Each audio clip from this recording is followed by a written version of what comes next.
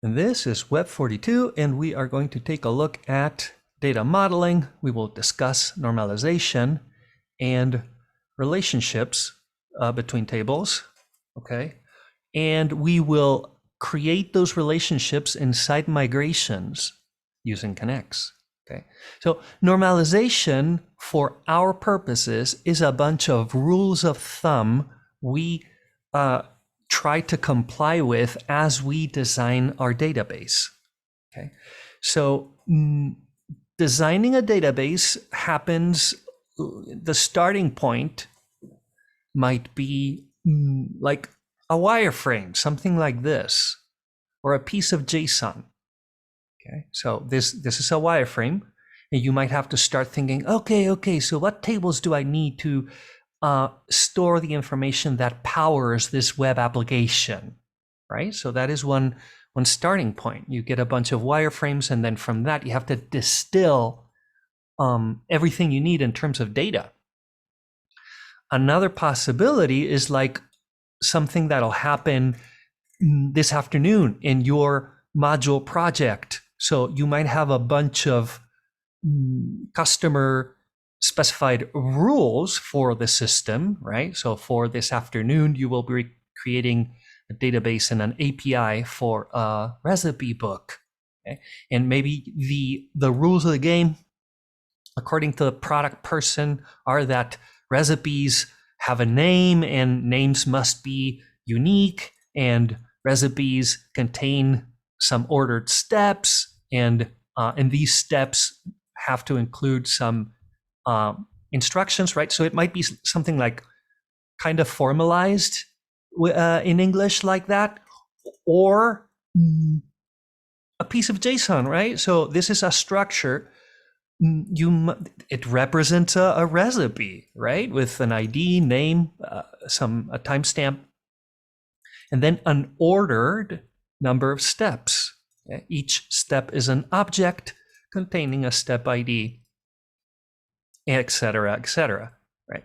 And ingredients, it looks like each step has, in turn, ingredients, each ingredient being, in turn, an object. So all of these things are possible.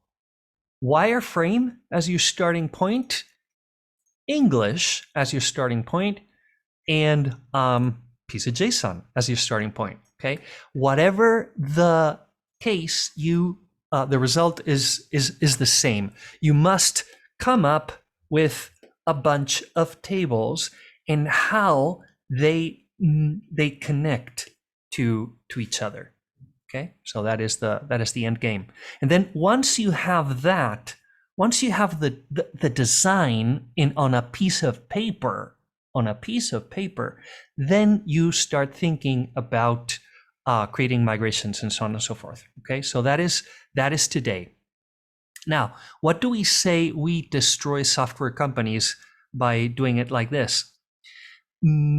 So a poorly designed database makes the app super hard to maintain. A poorly designed database is difficult to evolve, is difficult to work with, is difficult to query. All right? A poorly designed database ends up with tons of garbage data, and it's a vicious circle of the data being worse and worse and worse, and bad data is the nightmare of any application. Once you cannot trust the data, you're dead. Okay, so if the customers of your product start calling the CEO complaining about the data being wrong, you are just so screwed. And with a poorly designed database, you inevitably end up with bad data. Okay, and on the technical front, it also makes things much harder. Okay, writing code against a bad database is a nightmare. And you end up with large teams of developers just trying to keep the application working, right? Any questions regarding any of this so far? This is motivation.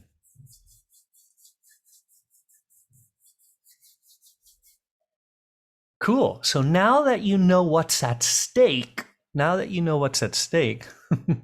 everything is at stake. And it's not like you'll be doing this alone ever, right? So there will be teamwork. You will be bouncing ideas off of each other. It'll be a team that designs the structure of the database more often than not. And obviously, it's not something you'll be doing every day, right? So more commonly, you will be writing a new feature, and the most exciting thing will happen if the feature requires a migration because you need an extra column or whatnot, right? So that'll be your meat and potatoes. Okay, so designing a database from scratch is not anything you'll have to do super often.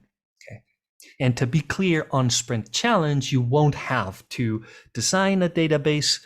Well, you'll be given a little bit of freedom for one of the tables, but on Friday, you will be given the design, okay? Now, sorry for being so verbose. We were saying, now that you know that's what's at stake, what tables do you feel we need to build a web application that has an interface like this, right? So kind of like a multiple choice kind of engine, right? Where we come in and select foo, and then of course Lady Gaga rules and et cetera, right? Like a multiple choice engine.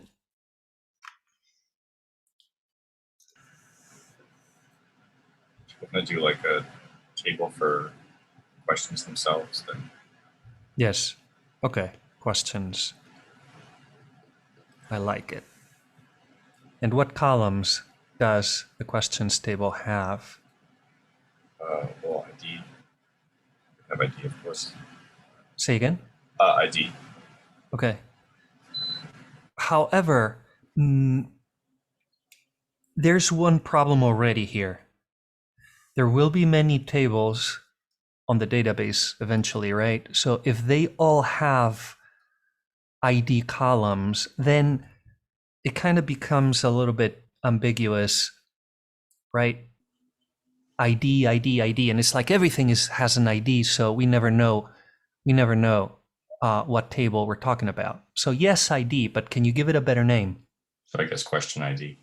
Yes, that would be better. Question ID, right? If your column name can be unique for the entire database, that's excellent.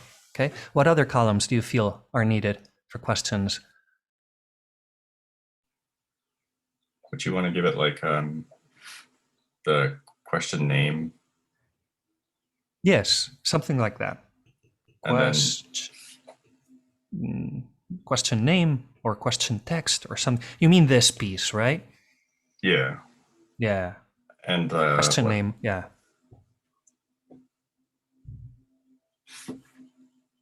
Maybe like something along the lines of like an answer ID and like choices ID to make sure that they all match. Because I'm assuming you'd want a different table for choices and a different table potentially for answers.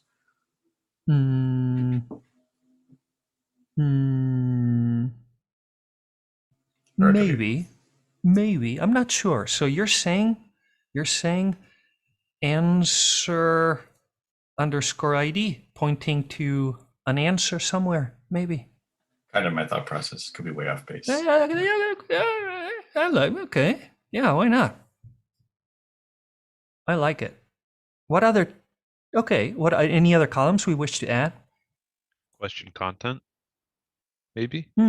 Where is that in the interface? You mean this or? Yeah. Yeah. Well, we took care of it with question name. Maybe we'll call it question text to make it clearer. Yeah. Cool. No. Good call. Any others?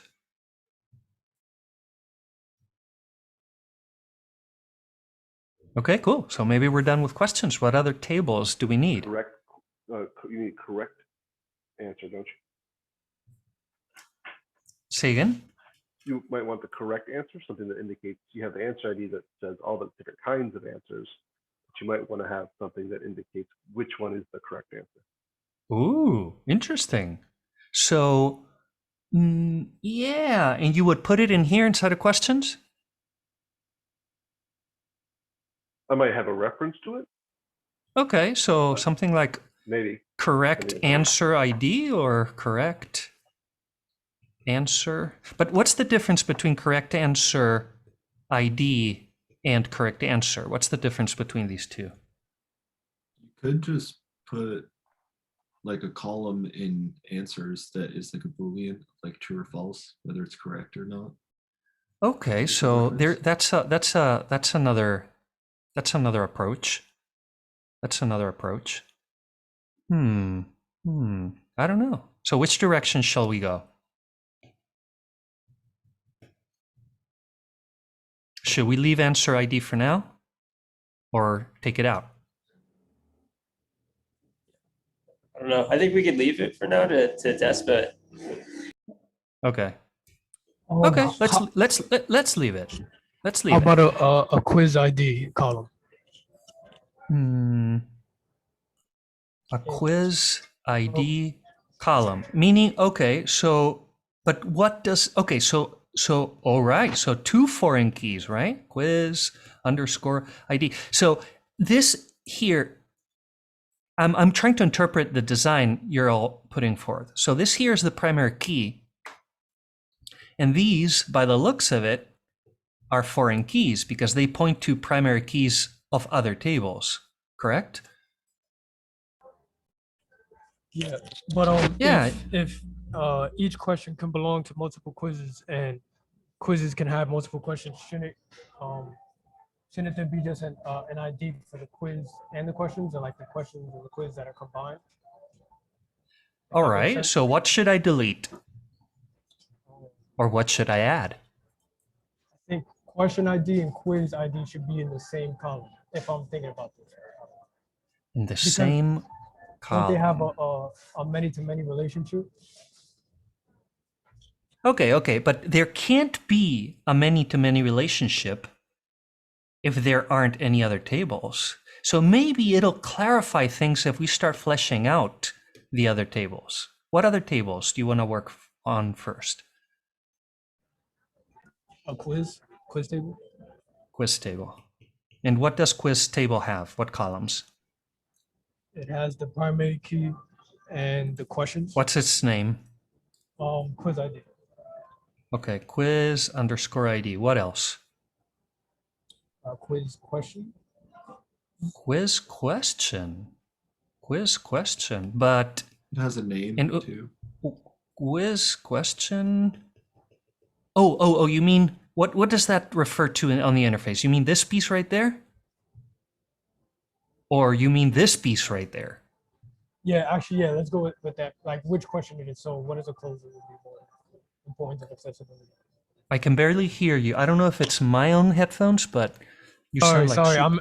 I'm in a cafe. Sorry. Oh, you're good.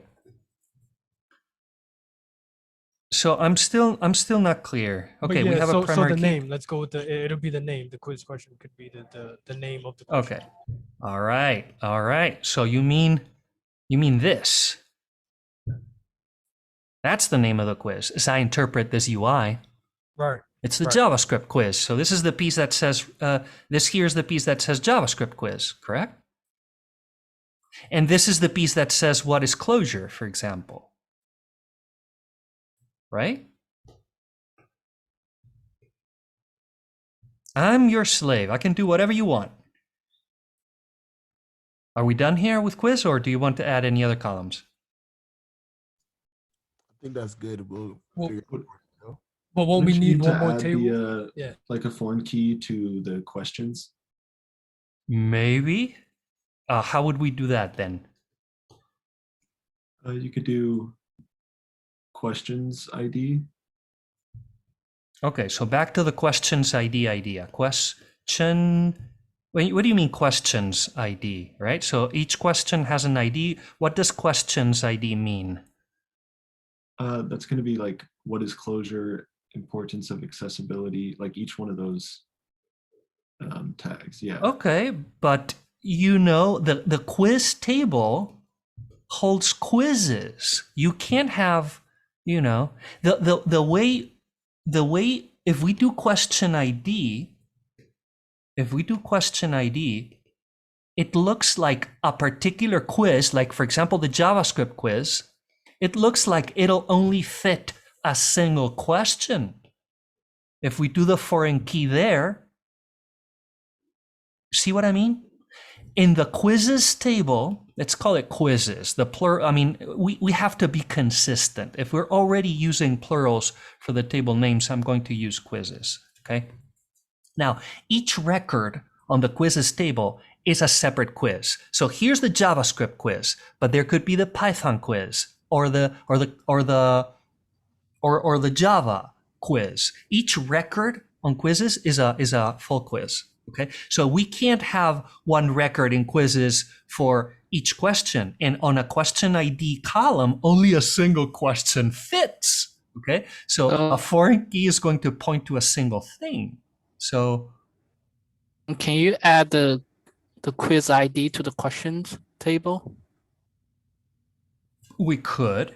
Let's try that. Let's see what it looks like. Quiz underscore ID. So each question, for example, what is closure, right? So this is the question. Imagine the question record. What is closure with its primary key? And then what is closure can only belong to a single quiz because we added that foreign key there. I like your thinking. So we need a third table, right, to link those two. No, not the way. Well, this we don't. The thing is, like with this idea. Let's see. Well, you know, actually, we don't need that thing anymore. That thing which was weird. Okay. So this thing which was weird because it's like, okay, a quiz can't point back to a single question. That wouldn't make a lot of sense. So that was causing discomfort, and we're getting rid of that. Okay, and instead we are adding a foreign key on the questions table. Oh, let's go back to quizzes. Okay, we're adding a foreign key on the questions table, pointing back. So each question points back to one quiz, unequivocally, right? So what is closure can only belong to the JavaScript quiz. Are we happy with that design? And it works. It works perfectly fine. I don't see a problem with it. Any problems you might see? Don't we want the questions to be able to be used in like different quizzes though? Oh gosh, dang it. All right. Okay. So you're correct. This conceptually works, but it is true. If we do quiz underscore ID inside of questions, right, that means what is closure can only fit in JavaScript quiz. That would be a pretty limiting application, right? So the product person is going to say, hey, no way. One should be able to grab these questions and put them in any quizzes. Imagine, the customer of this application will want to build quizzes. There will be an interface for building quizzes, and it would suck if what is closure only fit in the JavaScript quiz. So this is coming under fire. This idea is coming under fire. However, if we get rid of that foreign key there, we're kind of back to square one. How do we connect quizzes with their questions? We need another table for quiz questions. All right. So what do you want to name it? Quiz questions. Okay, let's do that. Quiz underscore questions. I like it, right? So, and this, by the way, this happens always whenever there's a many-to-many relationship between things, right? And there's a many-to-many relationship between questions and quizzes because a quiz can have many questions, but a question can show up in many quizzes, right? So that is the tricky situation, and that is why we need another table. So what columns should this table have? 3 columns with 3 separate IDs. So an ID for the record, an ID for the Okay. questions, and Quiz underscore question underscore ID. This is the primary key. And what else? the questions and the quizzes ID. Question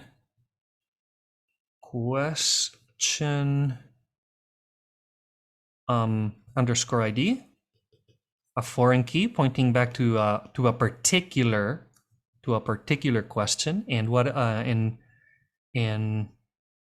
you're saying quiz underscore ID, another foreign key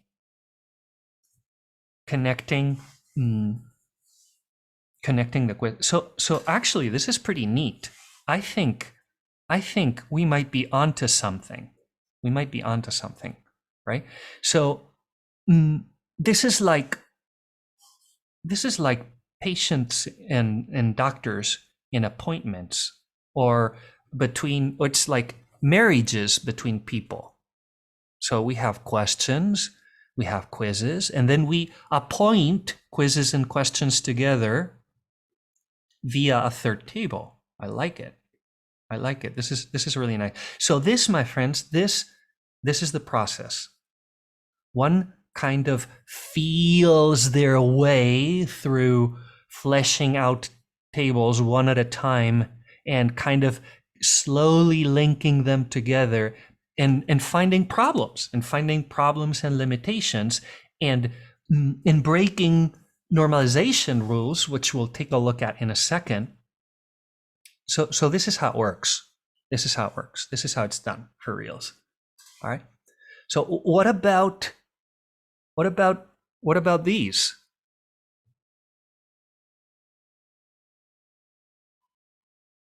What are those? What kind of entity is this thing? Where does it fit? Answers. Okay. So we need, oh man, I'm running out of space. Answers. Be consistent. We're using plurals. So what columns do we need? Answers ID. Okay, primary key. And well, answers, no, answer, right? Yeah, singular. Yeah, answer. Yeah, excellent. Answer ID makes more sense in my brain. What else? It's going to need a question ID. Whoa. What about, where does this fit? Before we go messing with foreign keys and stuff, let's flesh out the fundamentals. The primary key, check. What else? I need the text for it. Yeah. Okay. Yeah. Let's get rid. Exactly. Yeah. Let's take care of the low-hanging fruit first. So answer underscore text. And answer text is better than just text, because then if we were doing text, we would have a text column there and another text column there, and we're back at sucking with column names not being unique for the entire database, which often is not possible, but we should try. What else? Now you want to discuss foreign keys. It's going to need to be matched to a question ID. Okay, so perhaps question underscore ID. All right, so what you are saying, okay, I like your thinking. And here's the foreign key. I like your thinking. This also means a particular answer, like for example, true, that answer, that one right there, can only belong to this particular question, right? Because this answer is pointing back to a question ID, to this one. It's like true only works with that particular question. Any comments on that, or any problems with that? I mean, we're introducing redundancy into our data in a way. Yeah, right. How so? Could you elaborate? Well, you could end up with a bunch of answers that have answer text true with different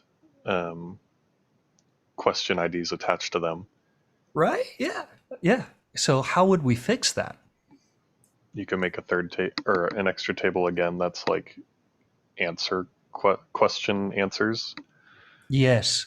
And that is a judgment call, because honestly, I'm not sure what the right call is at this point, right? So what we are doing, this process of fleshing out tables and then breaking information out into separate tables, that is called normalization. We are normalizing the data as we speak. The problem is, like, normalization can almost nearly go on and on forever, right? So at some point we have to stop and be like, okay, so an extremely normalized database means that whenever we need information, we're going to have to join, like we did yesterday, we're going to have to join 27 tables, right? If we normalize to the extreme. So maybe it's time to talk to a database specialist and ask their opinion, right? So is it very bad from a data standpoint that we have, thousands of truths and thousands of falses in the database? Should we go through the overhead of doing what we did before and be like, no, let's not do question ID. Let's actually build a separate table where we marry answers and questions together, like kind of like we did here. It's a judgment call, and it is not totally clear. The database person might be like, that's just fine. Tables can hold millions of records. What does it matter, right? They could be no. Yeah, go ahead. I'm just curious if you wanted it. I don't know how it would look. It's definitely not my strong point. But if you wanted to have, can you have a table that takes care of true, false with like Booleans? Making it like a 0 or 1, and then another taking care of like any answers with, any questions with 4 answers or so. I mean, you could, however, it kind of introduces a problem that's also easy to fall into a real rabbit hole. Like, as soon as you do something like that, then all of a sudden answers are not answers. All of a sudden you have several tiers of answers, like normal answers like Foobar Baz, right? Or Lady Gaga, etc. But then this would be kind of like a different kind of answer in a way. The true or false answer is kind of like an entirely different beast, but you would still have to account for it in some way in the database. Like you say, creating a special situation or a special table for Boolean answers or things like that. All of these are judgment calls, and I don't have good answers. Yeah, the only reason I asked was I don't know. I just thought, like, if you could separate concerns, like, why not? It's Yes, maybe, and again, a developer might think that's the best idea ever, and other developers might be like, no, but that sucks because it introduces the several kinds of answers, right? So we should design the answer well enough that it supports, Booleans and whatever. We should go about it in some other way. Like, for example, we should normalize further. We should normalize further, get rid of this thing, and just create a separate table for. I mean, I don't have a good answer in a nutshell, right? And that's the fun part of it too, right? So this is where creativity comes into play. Yeah, go ahead. Can you just get rid of the question ID and put answer ID under the quiz questions column? Here? Yes. Yeah, the problem I see, could you repeat putting on here what? The answer ID. Okay, but yeah, maybe. But what if you want these questions to potentially have more than one correct answer? Then what? We ask Gabe again. What What if maybe what is closure? Maybe both foo and bar should be considered correct answers. So why limit to single choice answer when we can have multiple choice answer? It would be a more powerful application. However, if we put answer ID here, then all of a sudden, so what are you going to do? Correct answer 1, correct answer 2, correct answer 3. That's actually a database defect on a table. You never want to see that. I don't know. I'll have to give it some thought. Any comments? Anyone in favor? Okay, I think that's quite enough.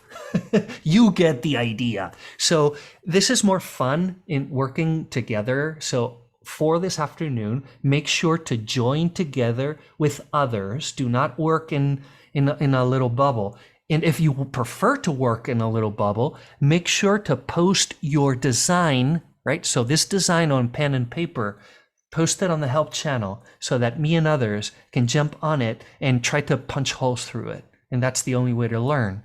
Okay. So let's take a breather, and we will go into normalization more formally. And after that, we will jump into the code.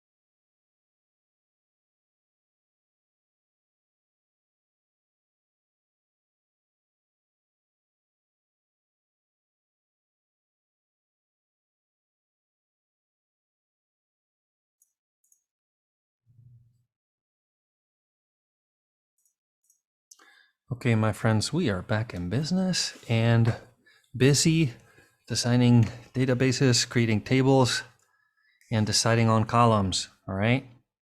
So, really quick, we've hinted at it left and right, but let's take care of relationships between tables really quick, right? As you already know from covering from doing the pre-class material, what kinds of relationships between tables exist?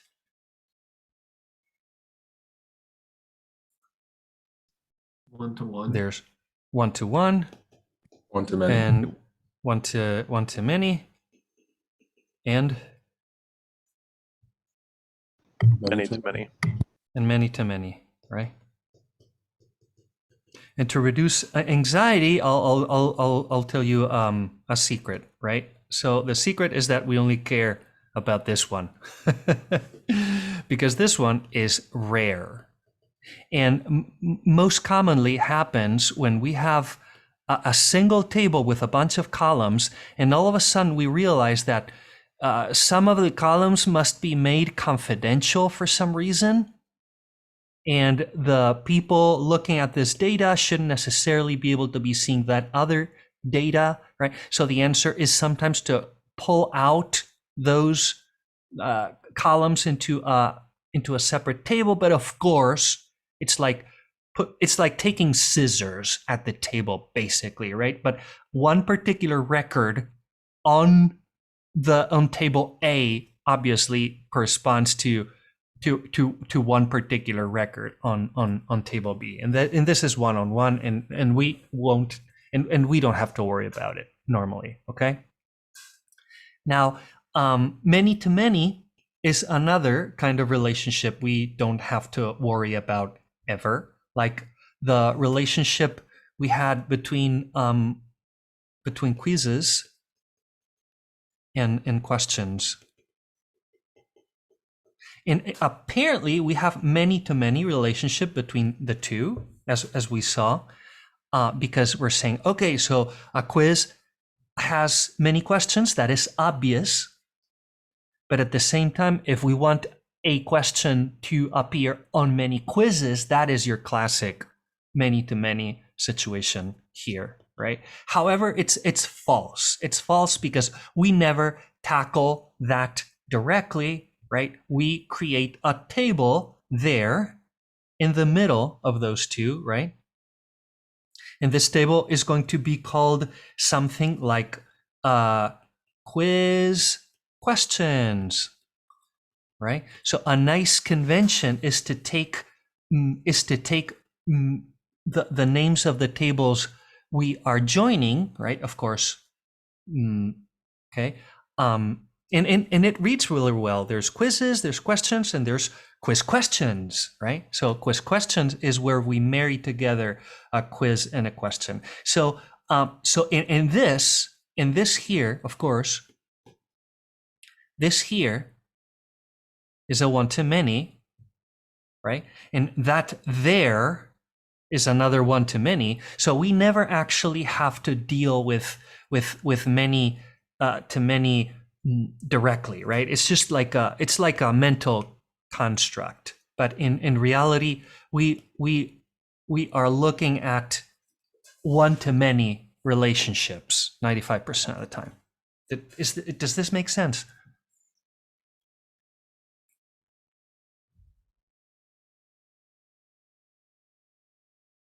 Okay, so I'll take that as a, and actually these are these icons correct? I don't know. These things always break my brain.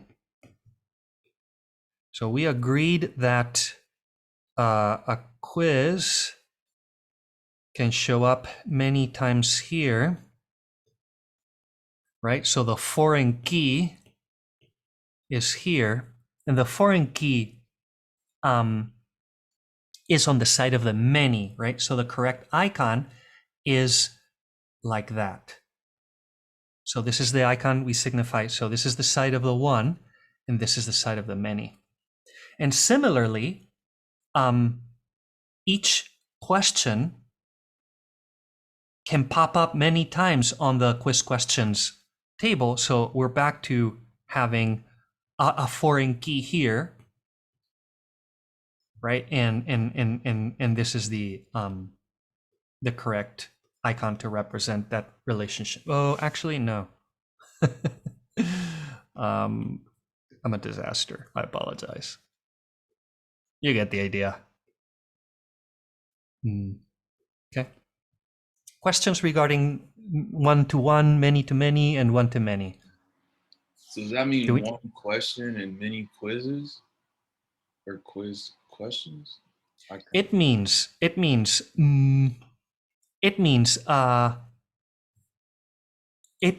there can be many appointments between quizzes. Let's make another example of the same thing. Imagine patients and doctors. How do we make appointments between patients and doctors? Because or how do we relate these two entities? Because it feels to me like a patient can have many doctors, but at the same time, doctors have many patients. So we're back to a similar situation. Okay, so I have my family practitioner, my dermatologist, right? So me as a patient, I can have many doctors, but obviously each doctor has many patients, right? So it's identical situation to quizzes and questions where a quiz can have many questions and a question should show up in many quizzes, right? So, so patients have an ID. Of course, you would name it better in a name, right? In ID, in name, right? And if we start doing things like doctor underscore ID, right? Then it's like, yeah, that kind of makes sense. But then a patient should be able to have many doctors. So what do we do? Patient doctor ID 1, doctor ID 2, et cetera, right? So can we have a variable number of columns depending on how many doctors? Well, that would be madness, right? So we don't do it like this. Okay, so definitely doesn't fit there. What about here? What do we do? Why don't we do a patient underscore ID, a foreign key right there, linking back to a particular patient? Well, same story. It would seem like then a doctor can only ever have one patient. And then what do we do?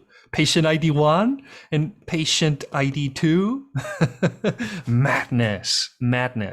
So same story. This doesn't work either. So enter there because there's a many to many relationship between patients and doctors. It cannot be helped. Okay. So how do we marry patients to doctors? How do I marry to my dermatologist? I mean, not literally, you know. How do I marry my family practitioner? How do I marry my dermatologist? And how does my neighbor marry their practitioner? How do they marry their their whatever? Okay. Through exactly patient doctors or something like that. Patient doctors having, of course, their own ID, and then what? Patient ID and doc ID, right? So this way we can right? I have the ID 1. I can connect to my dermatologist, and me myself I connect with my family practitioner, and my neighbor can connect with the same doctor actually, but then they also have a completely different doctor, and then et cetera, right? And thus we solve the problem of the many-to-many relationship. Is this helpful? Question on that right there. Is it easy to run into like the same ID or I guess they're relating to different tables, so even if they had the same ID, it wouldn't matter. Never mind. Yeah, exactly. Like you mean even if you had 23 and 23, something like that? Yeah, Or yeah, but they're like different tables, so it doesn't matter. yeah, they're different entities altogether, right? So the primary key of an entity represents the thing, right? So this 23 is a patient, and this other 23 is a doctor. So it's just fine. And even so, even if the numbers coincide by chance, it doesn't matter. Okay. And also the fact that obviously I show up there are several records in this table with me showing up, and there's several records showing, for example, Adam, and there's another record showing John. I mean, it doesn't matter. It doesn't matter. Okay. And obviously these are foreign keys. Okay. More questions or comments? Okay, cool. So it's one of the most fun parts to decide where to put the foreign key. Okay, just remember this rule of thumb: when you have a one-to-many relationship, place the foreign key on the side of the many. All right. Cool. Okay. So now rules. Lots of rules. There's lots of rules of normalization. All of those rules. Okay. Sorry, So give it. Can I just stop right there? What you just said about the foreign key, can you just elaborate on that? No, there's nothing to elaborate. It's just a rule of thumb. Basically, if there's a one-to-many relationship between two tables, right? The foreign key belongs on the side of the many. That's all. So if we have let me cook up an example.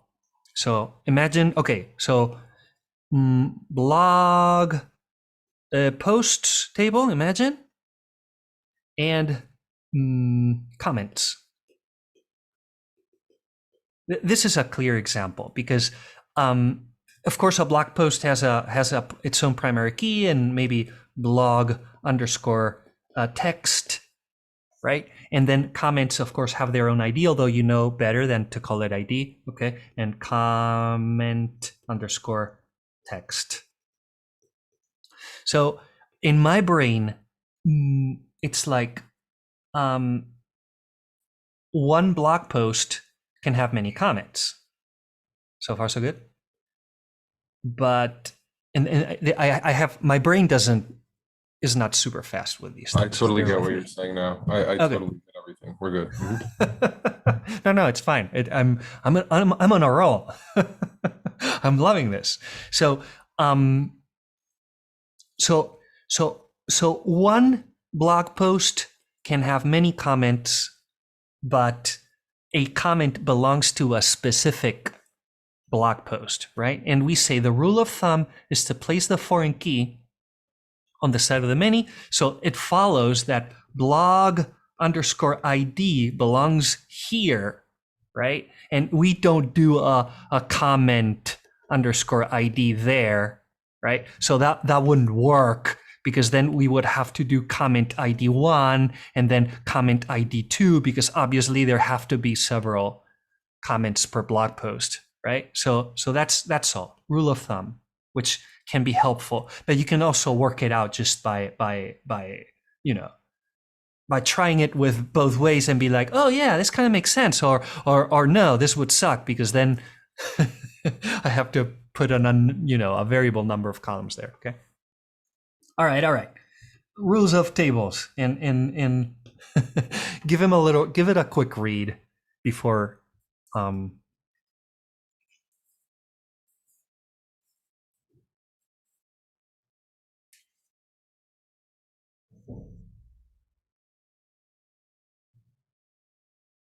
And I know this is a super wordy class. I apologize.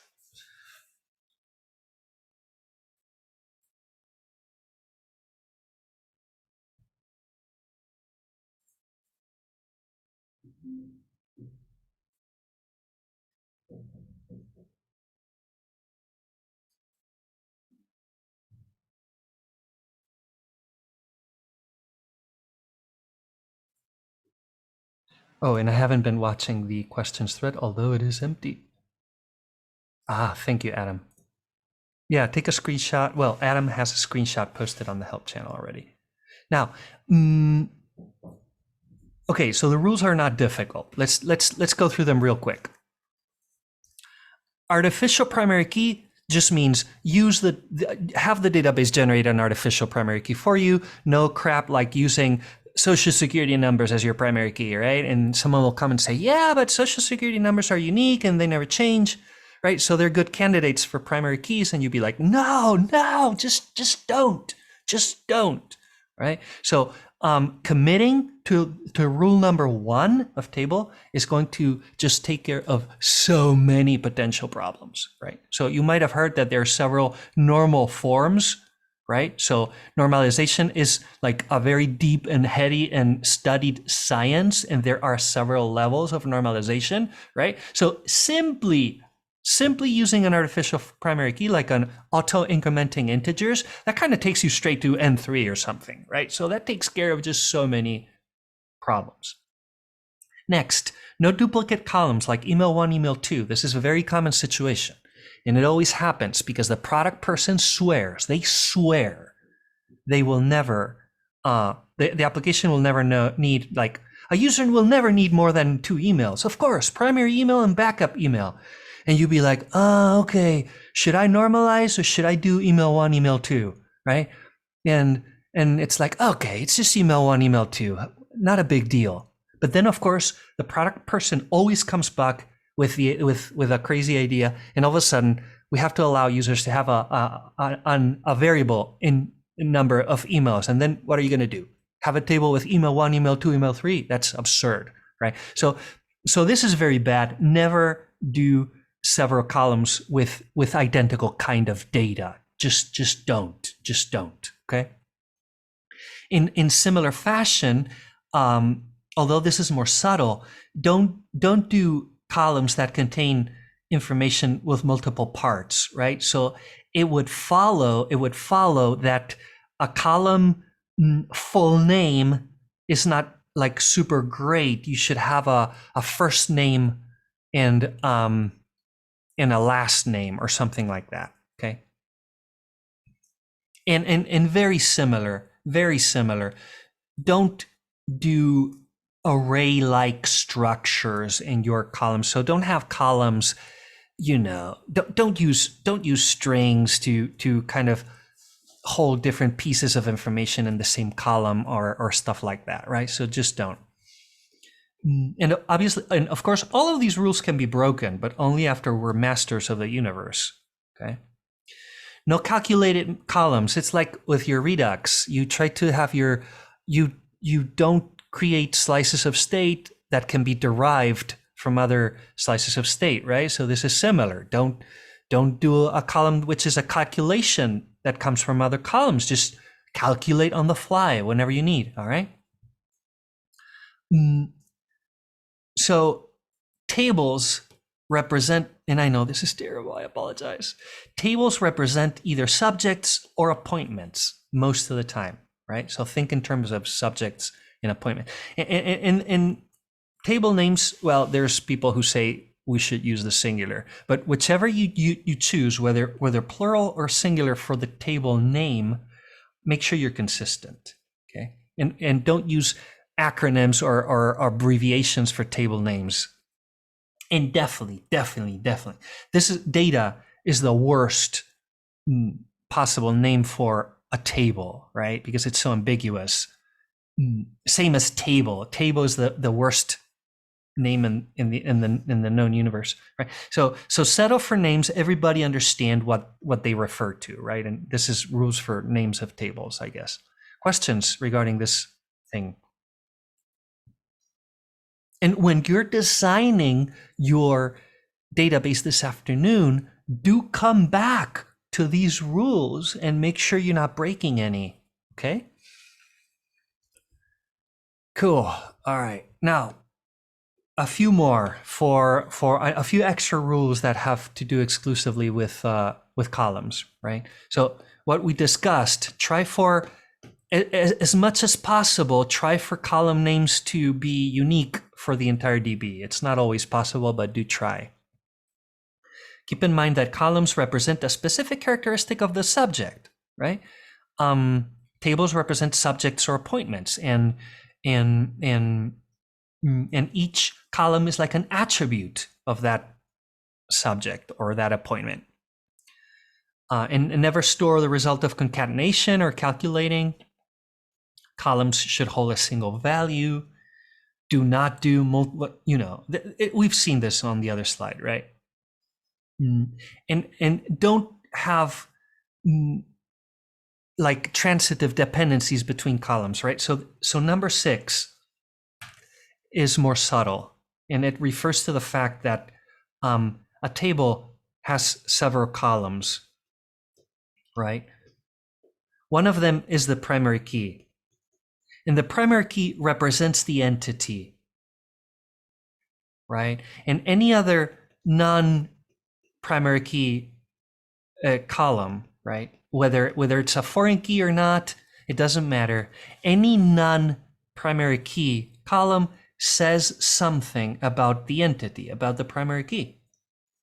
Okay, so columns should never kind of like depend on each other. That is what 6 is about, and it's a harder one.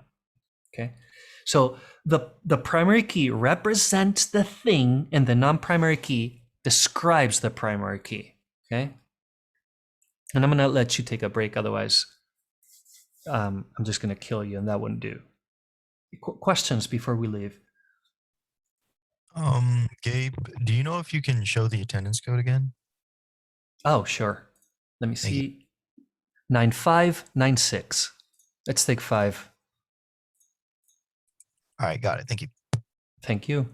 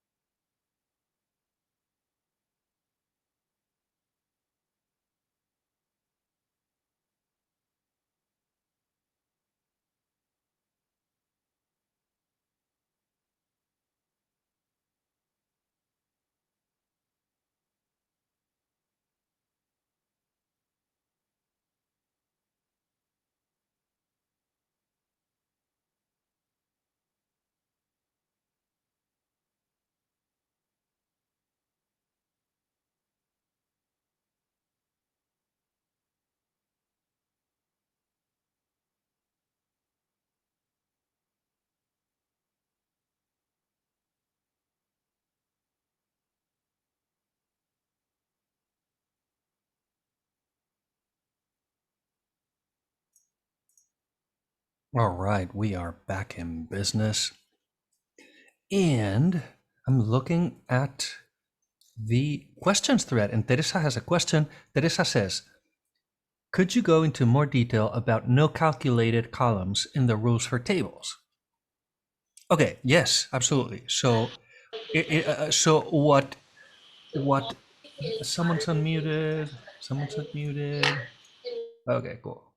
Gotcha. All right. So suppose you have some table which has columns, and one of them is, I don't know, temperature in centigrade, right? And temperature 25, whatever, right? So temperature 32, temperature whatever, 21 in centigrade, which is the only civilized way to do it, of course. Now, someone says, okay, we need Fahrenheit as well. We need Fahrenheit, right? So then we have Fahrenheit, and then some, well, I have no idea what this is in Fahrenheit, actually, right? So I'm making these up. Well, this is like, okay, so we're creating a column whose values can be calculated from another column. This is what we should never do. Okay, and same goes for, I don't know, currency or any kind of transformation. And someone might say, yeah, but we need both. We need centigrade and Fahrenheit for whatever reason. But it needn't be on the tables. It needn't be on the data. If the application needs both, do the transformation, compute, and actually you can query you can totally query this table and calculate the Fahrenheit on the fly as you query. You can create a magic column for the view, right? Which is the temperature in Fahrenheit, but it shouldn't be in the data. This is what it means, Teresa. Does that make sense? Any other questions regarding the rules of normalization before we move away from them? I'm happy to go over any, obviously. It's just that it's super tough on you all when I talk so much. I kind of saw that in practice. I built a super simple weather app in React one weekend and used a weather database where all the units of measurement were in like very odd units of measurement, but it was just one. So like temperature was in Kelvin, pressure was in some other weird thing, and I did all the conversions just on the front end. So that makes a lot of sense. Yeah, totally. Imagine the nightmare of having to maintain, those temperatures in sync or something. If you update one of the records, then you also have to remember to, you have to update both temperatures, the one in Fahrenheit, and yeah, it's just madness. Yeah, and this one is kind of similar. It's kind of similar, not exactly the same, right? So just for completion, that's kind of like if you have like a user's or an employee's table or something like that with ID, name, last name, and boss name. This obviously, is going to be a foreign key or something, right? And then email boss or boss email, right? Or something like that, or not boss name, just boss and boss email, something like that. So yeah, it's so what happens if one particular user or employee changes boss, right? So this is the boss column, and all of a sudden it's not boss 12, it's boss 57. Right? Because changed boss, right? So the fact that we changed boss means that the boss email immediately needs to change as well, right? So this gives away the fact that these two columns are actually tied together.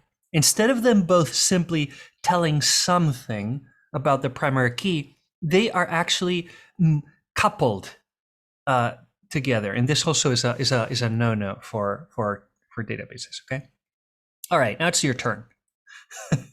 That's your turn. We have to build something in Connects so that we can see what migrations look like with foreign keys and things like that. So let's figure out what tables we need to make this particular design possible. Okay. So give it a little bit of thought.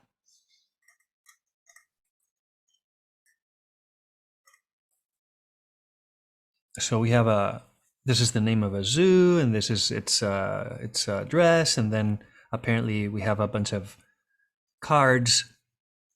Each card is an animal belonging to the zoo, right? And each animal has a name and a species. And it's also a requirement that we keep track of animals as they change zoos. So we must be able to reconstruct what zoos, for example, Bicho, in what zoos Bicho has been. We can't lose that information. That's another requirement of the system. Okay. We could start off with a zoo table. Definitely. And okay, let's see if I can fit it all. Zoos, plural. What columns do we need? ID, name, and address. All right. So let's do zoo underscore ID to do it properly. And then name, or even better, zoo name, right? And then maybe, yeah, I don't know, zoo address or maybe address, right? So let's not get carried away. Also, whatever. when you're building tables in the beginning, do you think it's a better tactic to just like build out simple tables and then start to think about foreign keys? Or do you want to think about that from the get-go? So my personal approach, I always start thinking first about the tables I feel are not going to require foreign keys. So there are always tables that don't have any foreign keys, and I like to start with those. Does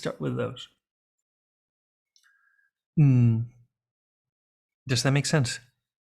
For example, zoos. So I'm trying to think, does zoos have any foreign keys in it? Good.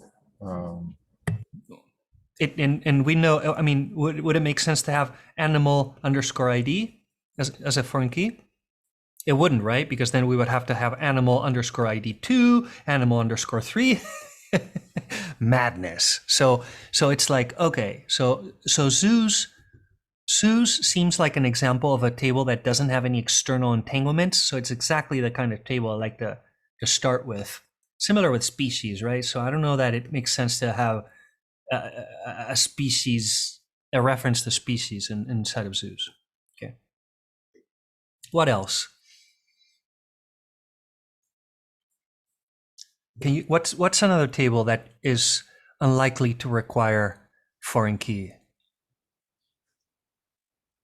Animals. Okay, let's try that. Animals.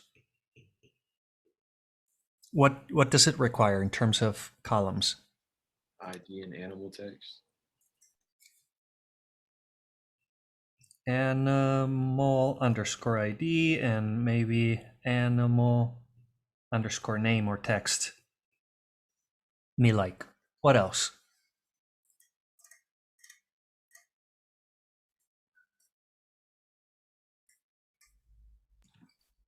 Would it Me also like. species?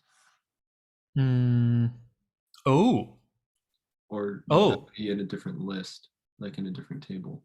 Well, I don't know. Let's try it. Sometimes it feels it's good to try it.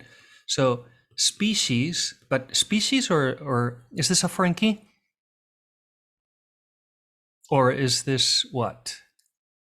Because I mean, yeah, I guess we could do species, right? But the problem with that. So yeah, we could totally do it like this. But here's the thing.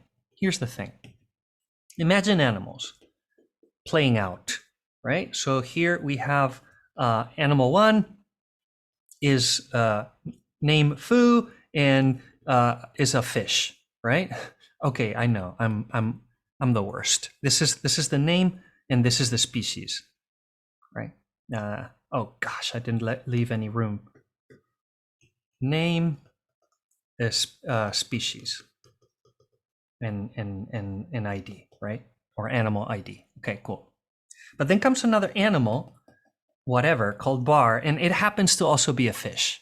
But what if someone types it differently?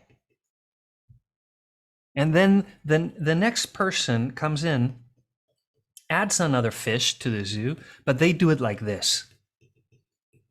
So just having a species column like that has the problem of potential inconsistent data, right? Like the species being spelled differently.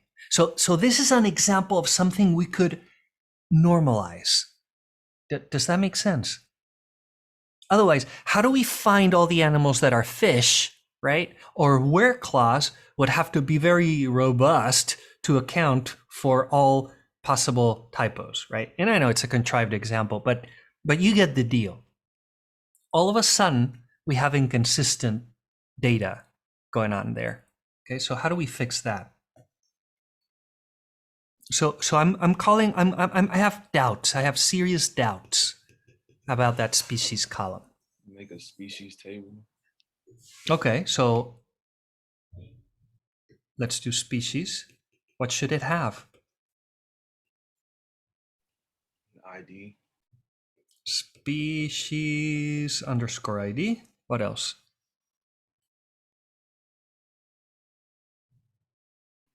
Name. Okay, species name. All right, so that way, because we have a table of species, each species is only spelled in one way because it only appears once in the database, right? So all of these turn to what? Species ID. They turn to foreign keys, and all of a sudden we have all of these are fish, and fish is the ID 27 in the species table, right? So 27, 27, 27. No risk of fish being spelled in any number of ways. So excellent, right? So back to here, the species turns to species ID, and here is our first foreign key. Okay. What else? How do we connect animals to zoos? Zoo ID Where? within animals. Oh, okay. Another foreign key. Animal underscore. I mean, sorry, I meant. Go back. There. You mean zoo underscore ID, right? Another foreign key. However, what about the requirement of keeping track of what zoos the animal has been in, right? If we have a zoo ID on animals, which sounds good, but today the animal is in one zoo and tomorrow they're in another zoo, so that column gets, this zoo ID simply changes and we never know, and we lose where the animal was before, right? So even though this doesn't break any of the rules of normalization, it kind of doesn't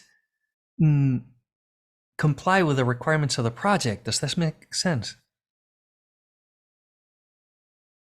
It makes sense. So in that case, do you want to do an animal species table linking to zoo with zoo ID as a foreign key? But where does species come into? So, okay, so we're saying if each animal points back to a zoo, then when that zoo changes, poof, that the information of what zoo was before is lost. So as you say, we need another table. We need another table to kind of marry zoos and animals together. That way those marriages can be left, right? So we build zoo underscore animals using the same convention we were talking about, which of course has its own primary key, but has zoo underscore ID and an animal underscore ID. So this way, the same animal can marry to different zoos over time, but none of those records gets lost, right? So we can track all those associations over time between zoos and animals by just looking at this table. Okay, make sense?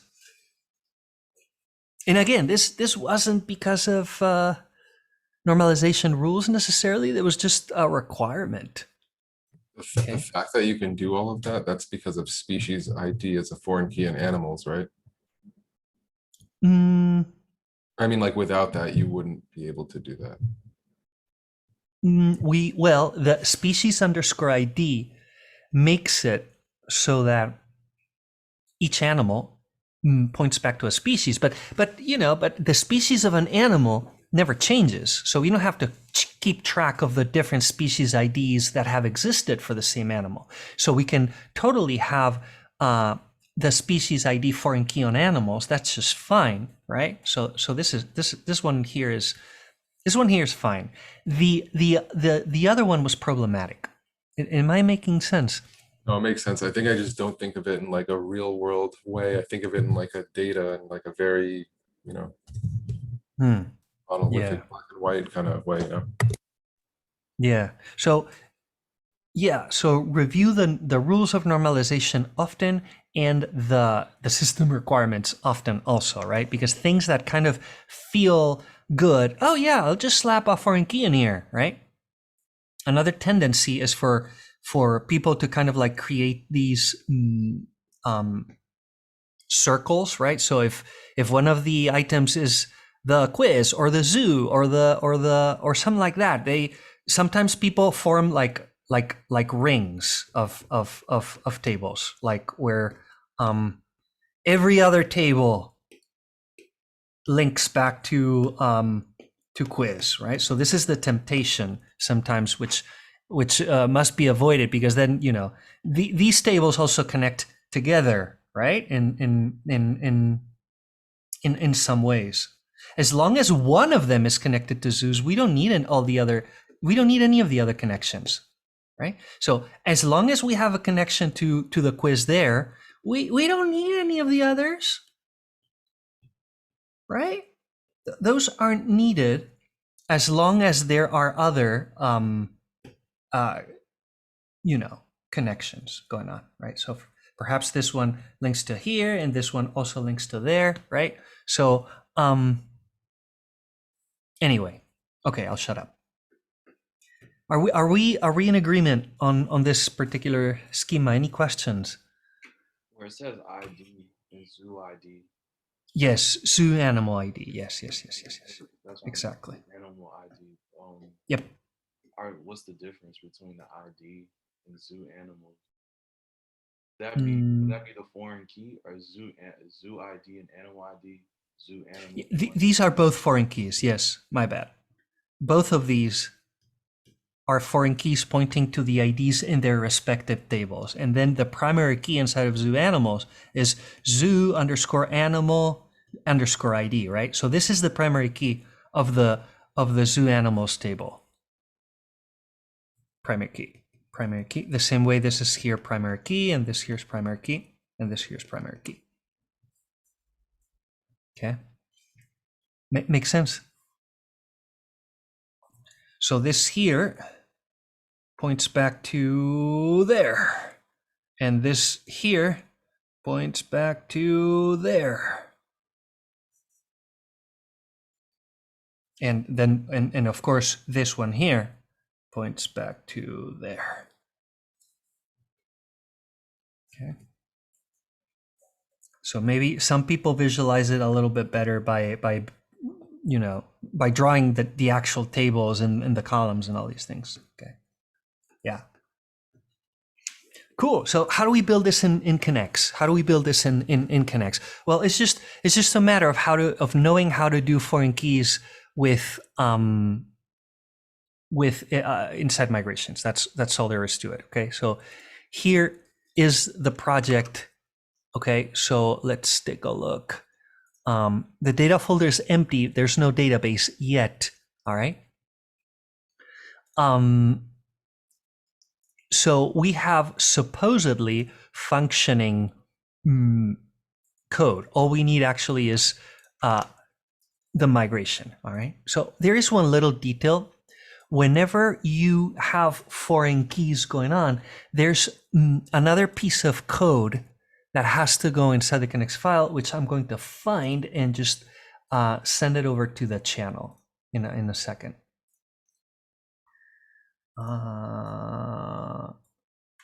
Boom. It's just boilerplate. I don't memorize this kind of stuff, right? So needed to enable foreign keys in SQLite, right? So this again is a SQLite thing. I will send it over to the channel on the thread. Check the end of the questions thread, right? So pragma actually is a keyword that only makes sense in SQLite. And this is basically enforcing these relationships. You'll see the effect in a second. So step one is always the connects file. Make sure use null as default is there with SQLite, and also make sure you have that in place with SQLite to enable these relationships between tables. Okay. All right. Next, of course, there's no migrations folder inside the data folder, so we need to make that. Who remembers the command? Connects, what was it? Migrate, what was it? Make, what do we name this migration? We want to make all of these tables in the same migration for simplicity. We could create 4 migrations, but what's the point, I guess? First migration. We had a first migration at one job that I was. So let's just call it first migration. And if the connects file need to install the, oh, wait a second. You mean we never did npm install? Don't tell me. npm install.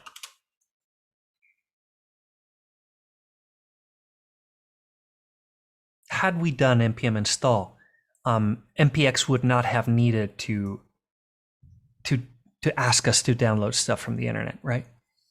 Also, these vulnerabilities can sometimes be fixed by doing npm audit fix, like it says right there. Not mandatory. I'll just go ahead and do it. And yes, now let's go ahead and run this little command, which I will send over to the channel. Boom. Okay, cool. And the connects file is correctly set up. There's our migration with a nice little timestamp. And here's here's the thing. We need to create 4 tables, but in what order, right? So while you munch on that question, I will get started. Otherwise, connects schema, create a table. Actually, I will bring this down there. And we need to invoke create table 4 times. Whereas down here, we need to return connects dot schema. Okay, and the connects library, all the migration stuff can be found inside the schema builder area, right? And this is drop table if exists. Okay, so in what order? Which one do we create? I'll let you know that we drop them in reverse order we created them. Okay, so which do we create first? Any theories? Create the zoo table first, since it doesn't have any foreign keys. Okay, so your thinking is, all right, so Zeus doesn't have any external entanglements. It's not pointing to tables that do not yet exist, right? So that makes total sense. What and of course. And of course, because this is the first table created, we will drop it last. What goes next?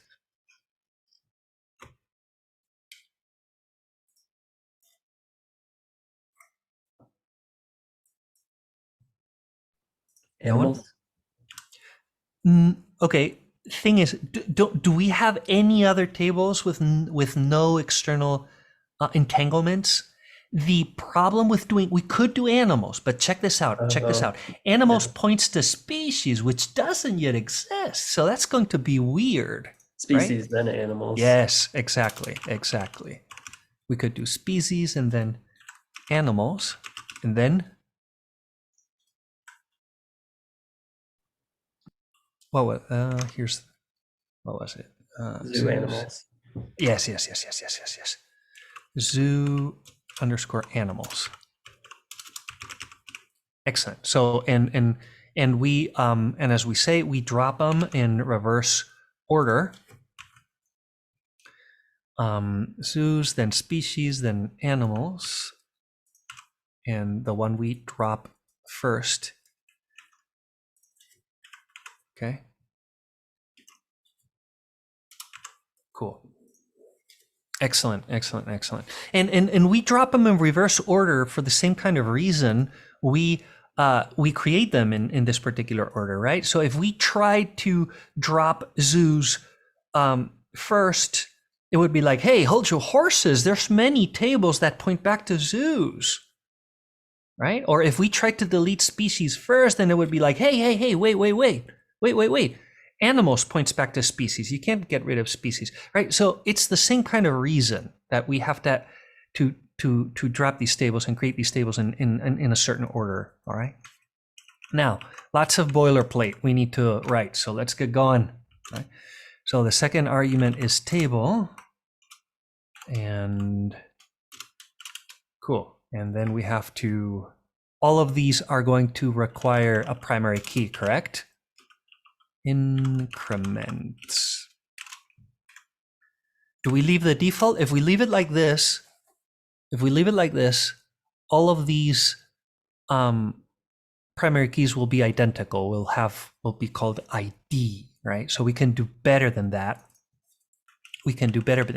Command D or Control D allows you to highlight something and then highlight all the instances of that thing, and then you can use your cursor to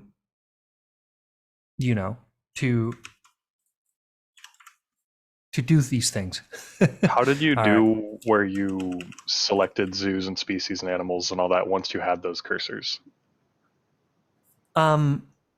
So on the Mac is like Shift, Option, and arrow key, right? So say I have all of those, right? I'm moving my cursor, I'm moving my multiple cursor around, and say I want to grab this entire string for all four, right? So I do Option, Shift, and right, and then I have all of those.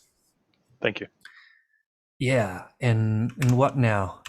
Move down, move in there, and kind of paste and delete the last one and do _ID.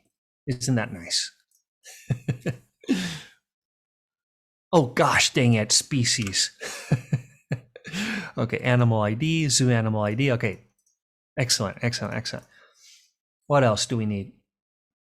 Let's focus on zoos. We agreed on zoo name and address. We can do that.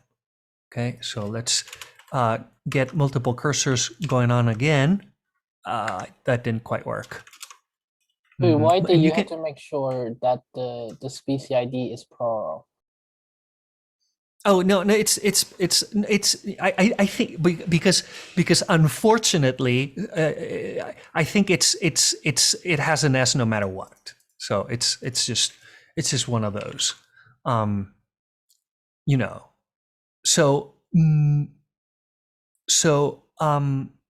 Yeah. Table, oh gosh, dang it. Table dot string, because both of these are strings. And we were saying zoo underscore name, except that this one, well, and let's just give them a limit of whatever you want, right? Well, not whatever you want. You discuss it with someone. Because the more space you give, the more the more space each record is going to take. So you want this number to be you want this number to be big enough, but no bigger. So you have to discuss it with product, with whomever, right? And this, of course, this is not zoo name, this is going to be address. And maybe address needs. And of course, address, this is not as normalized as it could be, right? Make one long string with the address is not super normal.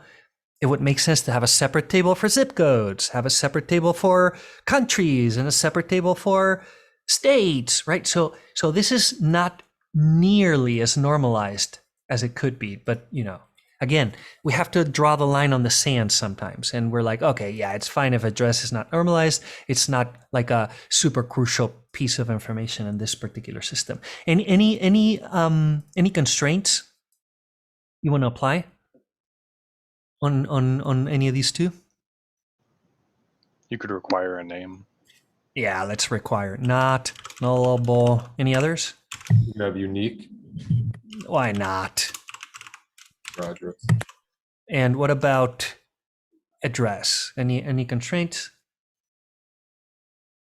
I would do the same too. Not nullable and unique. Why not? Okay, why not? What about species? What do we need besides the primary key? Just name. So I'm just going to risk copy and paste, but please watch over me. Otherwise, I'm sure to make a trillion mistakes. Do we need these constraints? Not nullable and unique?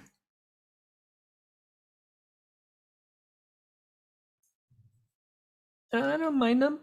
I would say for unique, not nullable. I don't know. Maybe if they don't know what the species is. Yeah. Maybe we allow to add a species later.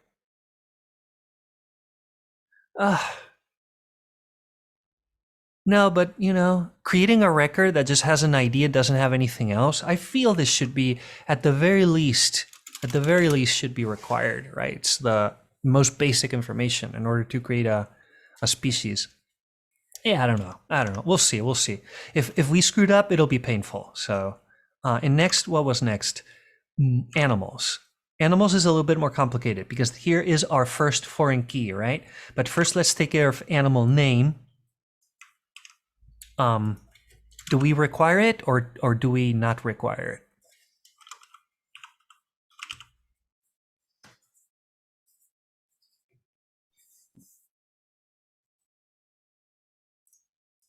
That's required. That's required. And besides animal name, okay, here starts the foreign key. All right. So foreign keys with these databases we've been playing with, the primary keys are auto-incrementing integers, right? So the foreign key logically has to match. We have to do table.integer. Right? And what do we call this thing?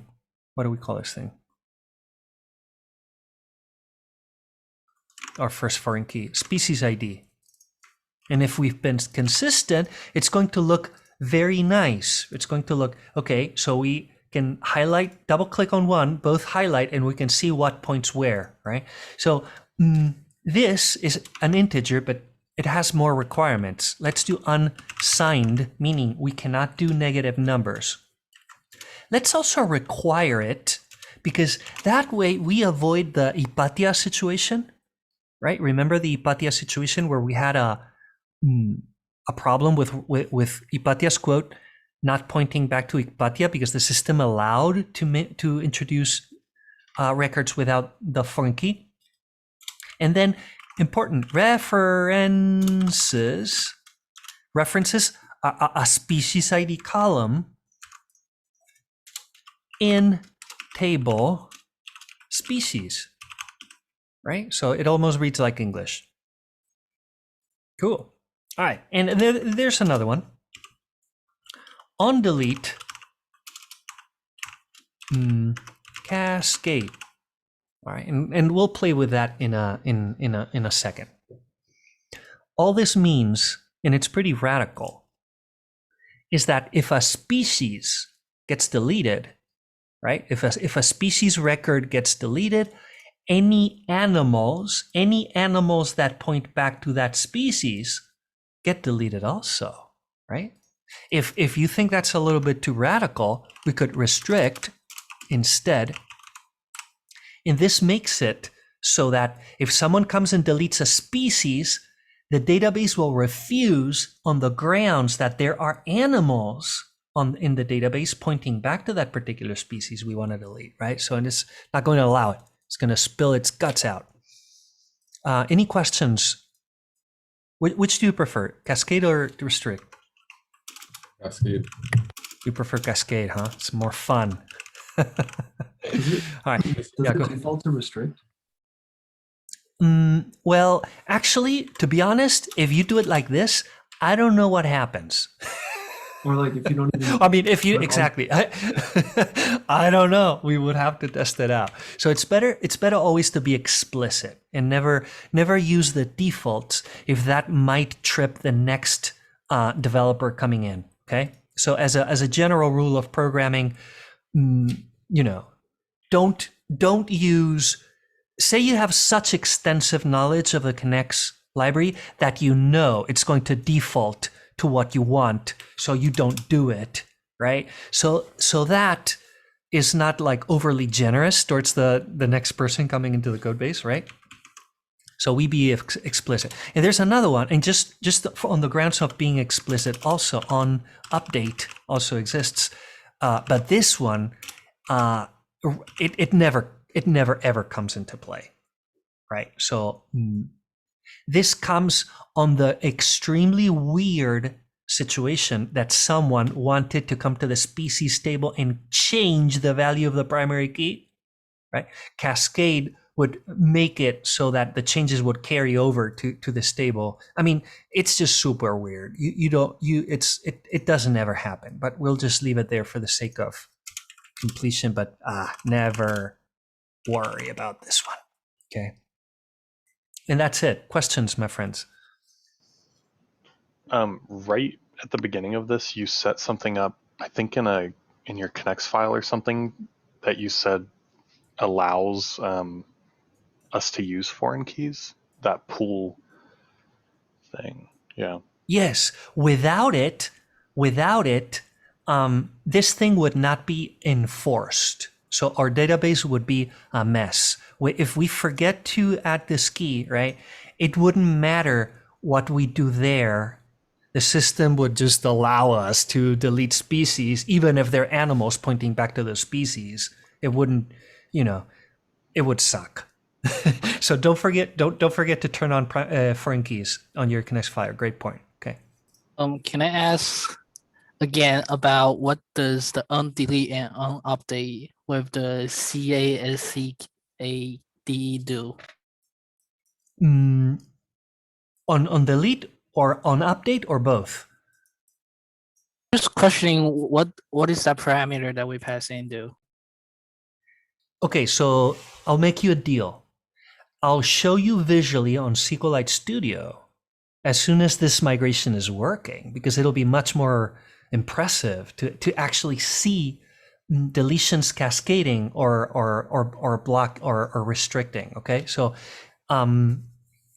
we'll get there, I promise. Now I owe you a break, but we're like 15 minutes out. Do we want to take a break, or do we want to just continue and try to finish on time? Just continue. Okay. So I'm only seeing a few faces, as you all know, so I'll just have to go with that. Let's continue. Okay, zoo animals. Real quick, let's wrap this up. And discuss referential integrity, which referential integrity is all about checking cascade and restrict, okay? Zoo ID and animal ID. All right. So I'm going to use copy and paste massively here, so you all better Y'all better help me. Watch over my shoulder, right? So all that remains in zoo animals is those two foreign keys, one pointing to animals and the other pointing to zoos. So I'm going to just copy and paste that first one, but of course, it's this one. Let's take care of zoos. Zoo, oh gosh, dang it. Zoo underscore ID. Unsigned, not nullable, references zoo ID in table zoos. Excellent. And we leave the same cascade delete. Okay. And the other one, the last column is the one pointing to the animal, right? So this needs to be animal underscore ID. Unsigned, not nullable, references animal ID in table animals.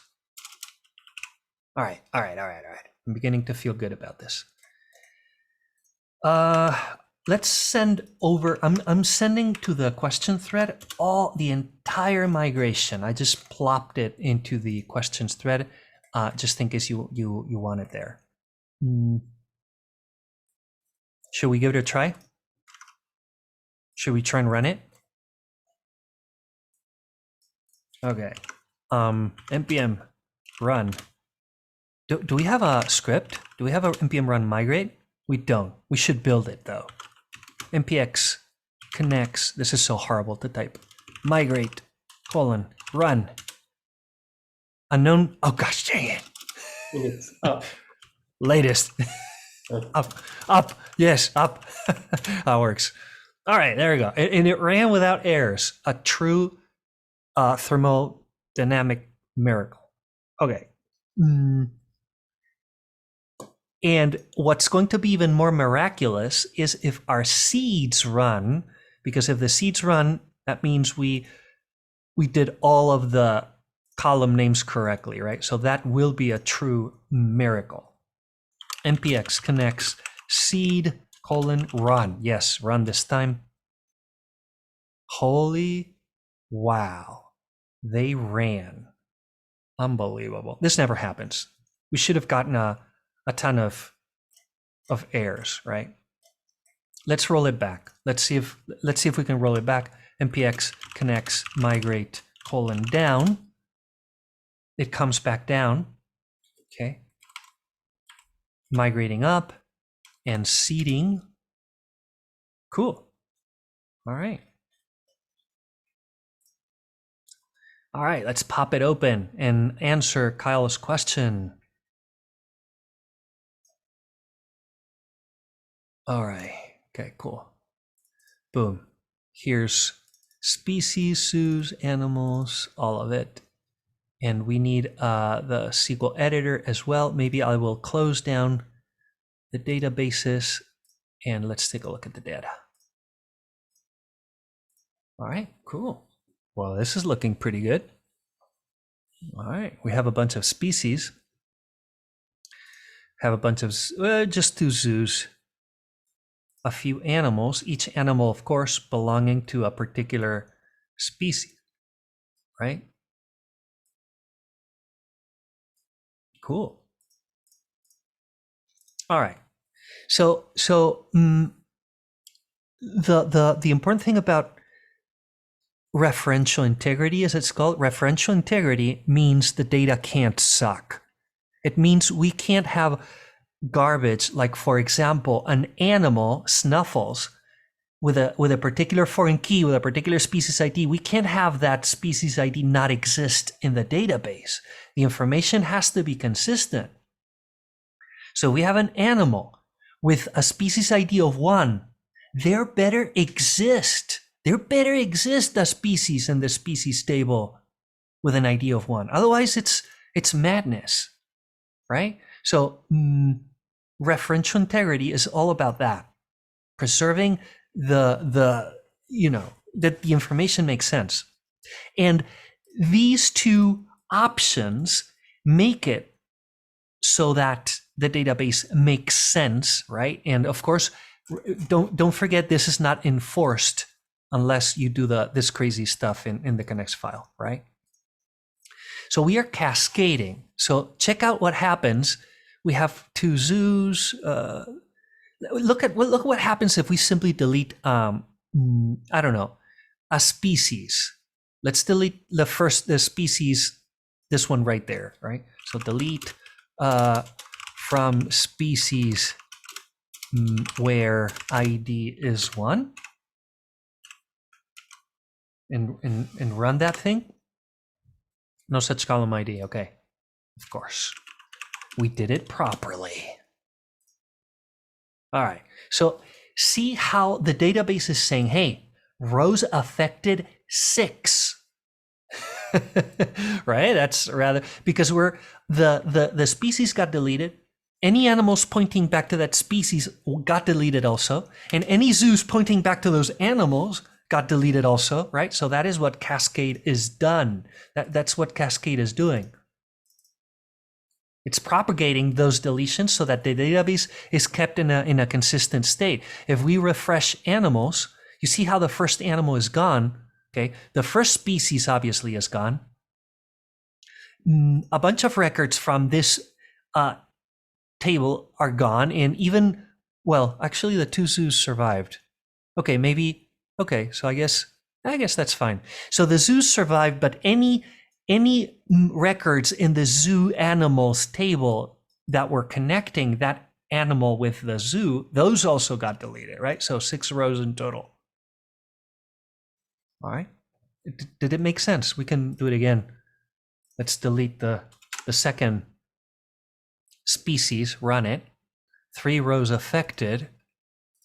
Okay, we got less animals, less species, less zoo animals, right? Let's keep going. Now another 6 rows got deleted. Okay, always the database making sense, never having a record with a foreign key pointing nowhere is the point of cascading the deletions. The alternative, let's just reseed. By reseeding, we restore all the data, right? Now, no, actually, we're going to change the migration, so we better migrate down. npm npm run. Oh, we don't have one. Let's migrate down, and that, of course, destroys the tables, right? Let's fix up. Let's change all the mentions of Cascade. Let's change all of them to be restrict. All right. Control D to propagate the highlighting. Now let's migrate back up. Don't forget, in order to apply a change to the migration, you need to first migrate down, do the change to the migration, then migrate back up. That's why we need down function and up function. Okay, cool. Let's refresh these. I guess I need to close these windows now and refresh the tables and pop these tables open once more. Boom, boom, boom. Oh, nothing there. Don't tell me I'm going to have to. Oh, we never seeded. Duh. There. Boom, boom, boom, boom. Okay, so now I'm going to try to delete a species and see if that deletion is allowed now that we are restricting. Okay, try that and be like, error while executing query. Foreign key constraint failed. Foreign key is a constraint, right? So we can't violate it either. If we with restrict, we cannot delete a species that has other records pointing back to that species. Okay, if it had been a species no one is using, then it would have been fine. And this is referential integrity. So what do you say, Kyle? Are we on board with this referential integrity thing? Yes. All right. Okay, cool. So that's it for today. And as a reminder, this afternoon you will be building a project completely from scratch. There barely is anything in here. So, and in the part where you design the tables, share your designs on the help channel. The best answer uses, as stated here, the best answer uses 4 tables, I believe. There it is. Okay, try to keep your design to 4 tables. Don't go crazy. If you take normalization too far, or if you try to make the application too powerful, you'll end up with 20 tables, and that is going to be extremely hard to make a recipes endpoint because you're going to have to join 27 tables. Another thing that is super time consuming is building seeds. So make your seeds very simple. Don't sink a lot of time building seeds for this project. Keep them simple. With 4 tables, it's going to be complicated enough, right? On the other hand, with fewer than 4, it is very unlikely that you can come up with this data structure. It'll be very difficult, okay? So keep it to 4. And lastly, the transformation step we took a look at yesterday is going to come back. When you join multiple tables to try and construct a recipe, the rows you get are going to look nothing like this. You're going to have to pull out all of your JavaScript skill to turn a recipe into this nice shape where everything is awesome and organized, okay? Whew, that was a mouthful. Questions before we leave? Okay, thank you for enduring. Thank you for all of your tremendous effort. Today's a fun one, but it can also be like, it can take a while. So get started on it as soon as possible and see you on the help channel.